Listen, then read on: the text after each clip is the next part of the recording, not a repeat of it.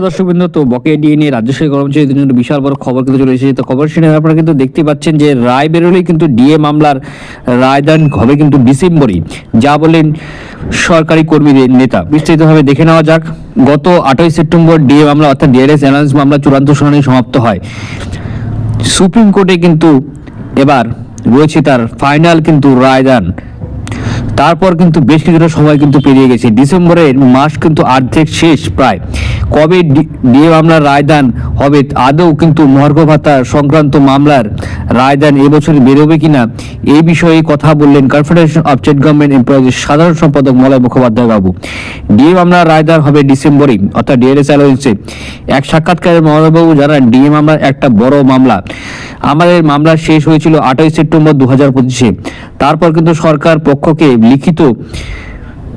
লিখিত বক্তব্য জমা দেওয়ার জন্য 2 সপ্তাহ সময় দেওয়া হয়েছিল। তারপর আবার আমাদের 1 সপ্তাহ সময় দেওয়া হয়েছিল। লিখিত বক্তব্য জমা না পড়ায় পর্যন্ত কিন্তু বিচারপতিরা রায় লেখা শুরু করবে না। ডিএ মামলার শুনানি সম্পূর্ণতা পেয়েছে 28শে সেপ্টেম্বর। একটু দেখে রাজা খবরটি। তিনি বলেন যে দুর্গাপুজোর জন্য অক্টোবরে প্রথম সপ্তাহে ছুটি ছিল, তৃতীয় সপ্তাহে কিন্তু সেখানে কিন্তু কালী পুজো, দিওয়ালি এবং ছুটি ছিল। তারপর নভেম্বর ডিসেম্বর মিলিয়ে কিন্তু এখনো 2 মাসও হয়নি। এক্ষেত্রে কিন্তু সব দিকে আদালত বিবেচনা করে দেখবে। সব মিলিয়ে কিন্তু কিছুটা সময় লেগে যাবে বলে আমাদের মনে হচ্ছে। মলয়বাবু বলেন যে ডিএ মামলার শুনানি রাজ্য সরকারি কর্মীদের সংগঠন কনফেডারেশন অফ স্টেট গভর্নমেন্ট এমপ্লয়িজের আইনজীবী বিকাশ রঞ্জন ভট্টাচার্য বলেছেন, 2 মাসে এমন কিছু সময় নয়, কিছুটা সময় অপেক্ষা করতে হবে আমাদের। রায় বেরোলে কিন্তু আমাদের পক্ষে যাবে তেমনটা তো না, যেটাই হবে আমাদের কিন্তু মাথা পেতে নিতে হবে।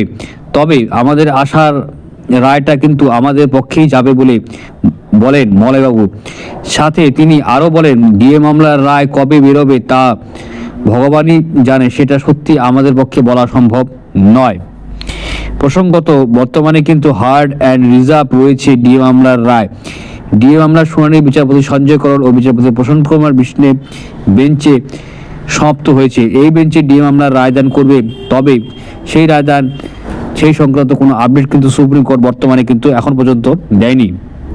তো আশা করি আজকে আমার ভালো লাগবে, লাইক করবেন, শেয়ার করবেন, চ্যানেল সাবস্ক্রাইব করে পাশে বেল অবশ্যই প্রেস করে দেবেন। তো জয় হিন্দ, বন্দে মাতরম। ধন্যবাদ ভিডিওটি দেখার জন্য।